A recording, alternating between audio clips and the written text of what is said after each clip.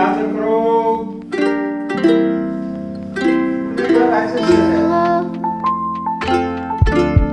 સાહેબ હું હાજર છું.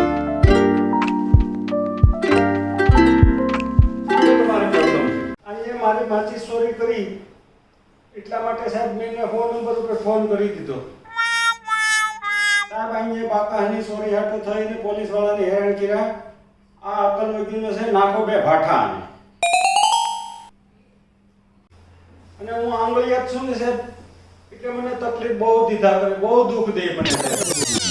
આંગળિયાત એટલે હું તમે 10,000 વર્ષથી કેસ લડો છો.